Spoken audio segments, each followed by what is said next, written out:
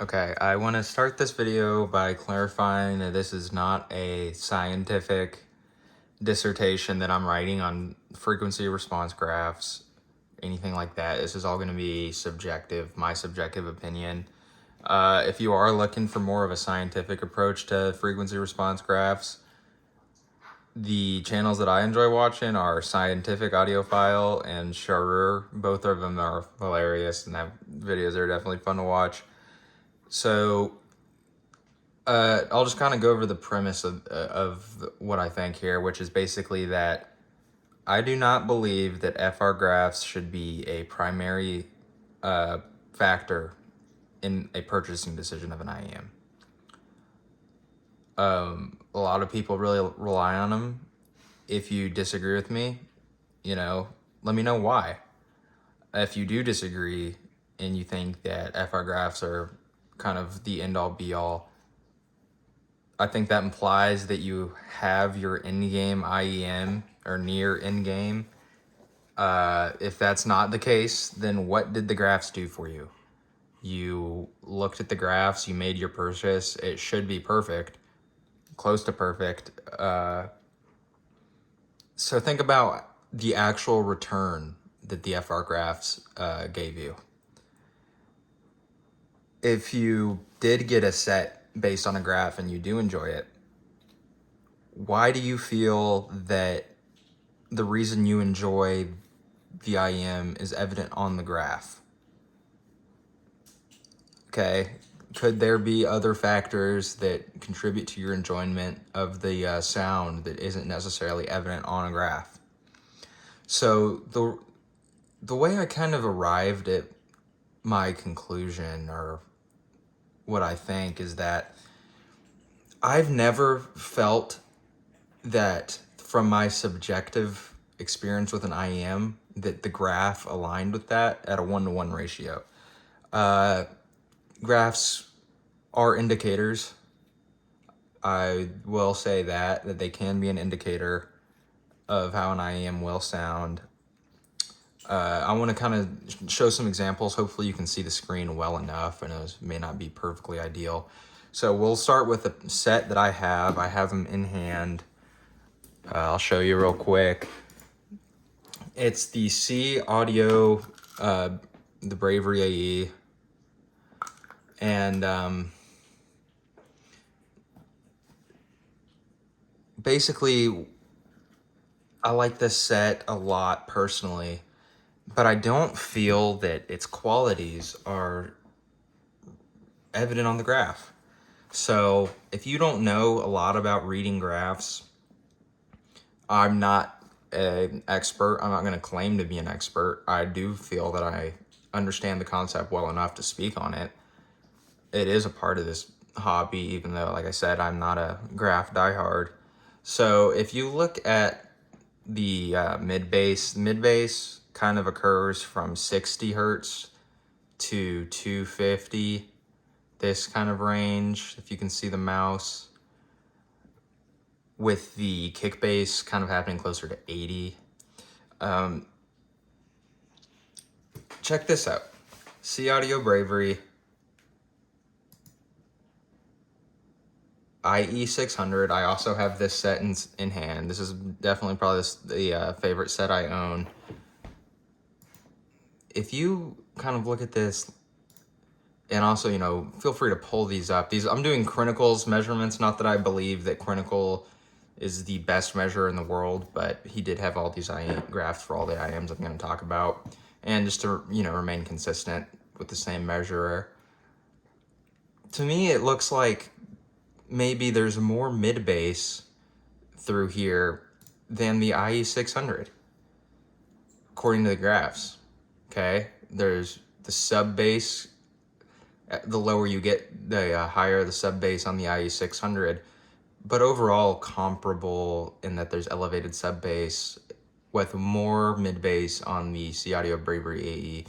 And I do not personally feel that to be representative of my subjective listening experience. I feel that the IE600 presents that it has more mid-bass. it presents that it has more sub bass, which is indicated on the graph. I think the difference in sub bass between the two is not showcased as greatly as it is when you listen. There's definitely a lot more sub bass on the IE600 than the Bravery. But the mid bass on here kind of throws me for a loop looking at the graph, because I don't hear a whole lot of mid bass on the Bravery. I hear a good amount on the IE600. I don't feel that the graph is indicative of this at all compared, when you're comparing these two. So what could cause that? There's so many factors, and that's kind of what we're going to talk about, is all the different types of factors that affect your subjective experience, and why there's so many different things that cannot be controlled for during measurements, to the point where is the measurement really that useful? So, driver types, okay? This Bravery is an all BA setup, 4 BAs. The IE600, and we'll talk about the AirPods Pro 2s. Both of those are single dynamics, okay? So multiple drivers on the CA Audio Bravery, all BAs.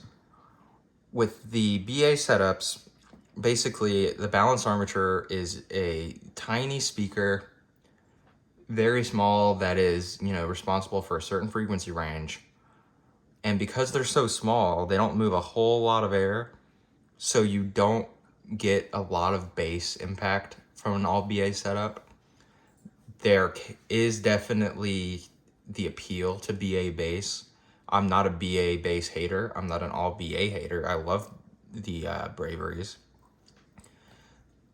But looking at this, it kind of looks like there's a warmer presentation than there really is.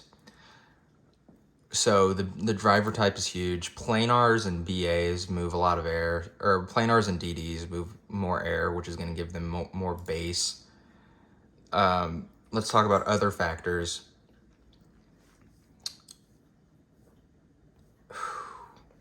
Your ear. The anatomical geometry of your ear is different. Okay? It's different in 100,000 different ways.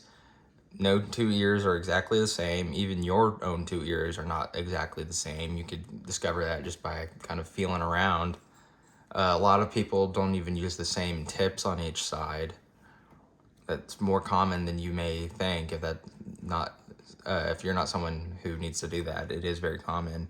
I don't happen to have to do that. Mine are fairly symmetrical, but once again, they're not the perfect same. The insertion depth is another thing, so that depends on the tip as well as the geometry of your ear on how it kind of fits in. The seal quality is another factor, and subjective hearing, which if you're an older person, you may have protected your ears your whole life. You do still have age-related hearing loss. That's not something that people typically avoid. That's kind of just an inevitable consequence of age. So all of these different things affect the way you perceive the sound, and they are not able to be demonstrated on a graph. The tips are huge. A huge indicator of, or a huge determinant of sound, rather. And we'll just talk about measuring for a second. Basically, these Iems are measured on a measuring rig. So what that is the Iem is inserted into a coupler, which is shaped like an ear. They're kind of made to be like the average ear. So even though it may be like the composite average of, all the ears they measured, it's not the case that a lot of people necessarily have that ear that is the average, if that makes sense. And so it's inserted into the coupler. There's differences in the microphones and everything like that. We're not, I'm not going to go into a huge nerd out on measurements, because I'm, that's not who I am. I don't really care too much about measurements, and I'm telling you why. So when you see this measurement, this is not what a C Audio Bravery AE with your tips and your hardware is gonna graph like? Your ear, once again, is huge. If you made a custom coupler of your actual ear, left and right, that would be, that would eliminate that variable, as well as using the specific tips that you're going to use. So one of the tests that I'll recommend to you is tip rolling. A lot of people already know about this, I'm sure, but basically it's the idea that you can do some kind of final touches to the sound and some final tuning, elevate or decrease certain frequency ranges just through the tip. So let's say you're using a standard silicone tip on your favorite set of Iems and you've listened to hundreds of hours on them. Throw a foam tip on, okay? Throw your foam tips on, begin to listen. You'll probably be able to tell what it is doing, but even if you're not able to tell exactly what's different, you will be able to tell that it is different. So these measurements don't control for tips. There would need to be a different measurement graph for every tip. It's often not even disclosed what tip is being measured. So you don't know how the seal is on the coupler. I mean, obviously it's going to have a correct seal, but even there's no such thing as one correct seal. There's different IEM tips that'll offer you what you feel to be a correct seal and still have different sonic qualities. So begin to try different tips and maybe that'll help you kind of see, there's a lot of stuff that can play into these graphs. Tip rolling is good. Another thing I want to show you is the graph of C audio here versus AirPods Pro 2. So if you see, I'll just kind of focus on the sub bass. This is not what I hear at all. I hear far more elevated sub bass and overall much bassier presentation on the AirPods than the Braveries. Anyone who's tried the two sets would be able to confirm that. I don't even think that's a controversial statement. The treble presentation, I do feel like, is more indicative of the how they sound with more recessed upper treble and not as good extension on the AirPods. I do agree with that, but I've never felt that a graph really is a accurate portrayal of the sound. Here's evidence of that as well. If you watch any two reviews on any IEM, the two reviewers are going to have different things to say about the same unit. How could that be? Well, you may feel, yeah, duh, they're going to have different things to say. They're different people. But this is supposed to be one objective graph. So how could that be the case, right? If these graphs are the end-all, be-all, how do people hear different things when they put them in? I'll give you a quick example. A lot of people find the treble to be harsh on the Sennheiser IE600. I have never for even a split second found that to be the case. There's not a song that makes it sharp to me or shrill. There's not a genre, anything. Like, I've never had any treble issues, but I did have some with the Truth Ear Nova. So it's not that I'm, just have degraded hearing and can't hear treble. That's not the case at all. I definitely take care of my ears. I wear earplugs to concerts. It's one of those guys. So, don't put everything into these FR graphs.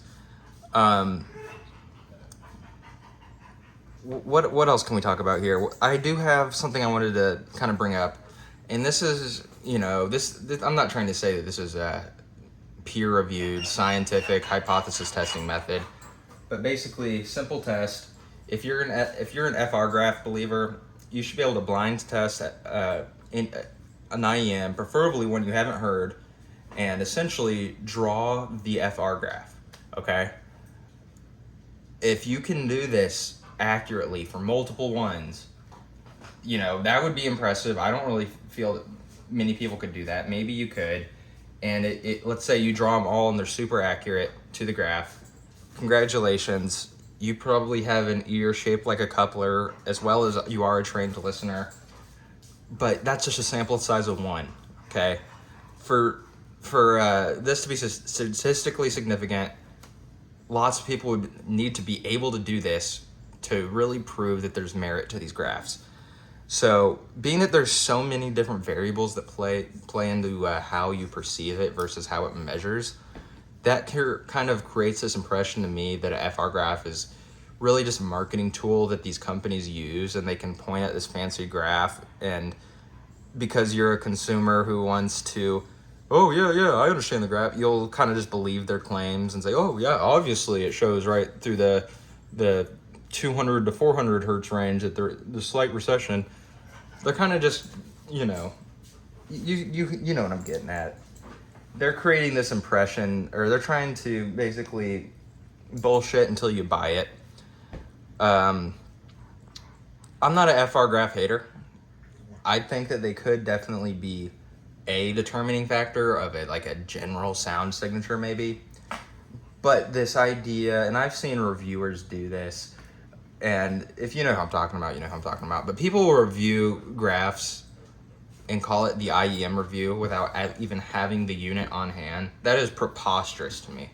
That makes zero sense.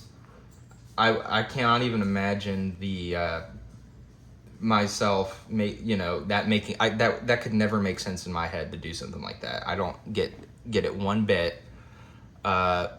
Different driver types have different timbre. So what we're talking about here is primarily BA and planar timbre, and the reason that is because DD, the dynamic driver, is typically thought of as the default type of driver. There's also electrostats and bone conduction drivers, but I don't really have experience for that, so we're not going to talk about it. I would love to try electrostat drivers, particularly some like floor standing electrostat speakers would be awesome. That'll be something that happens down the line, I'm sure. But yeah, I don't know if anyone really disagrees. If you were able to provide some, legitimate evidence, I would have to accept it. My opinions are definitely subject to change upon new evidence or new ideas. This is just a few years into the hobby, a few years buying IEMs. How useful I think these graphs are? No, I don't see it. I can't look at this and say, wow, man, this is awesome. This is really going to be a set that I love. I'm dropping my, $600-700 right now. No, I bought these because of what people had to say about their subjective qualities. I think that's the way to go about it. Once again, I've mentioned this in a previous video.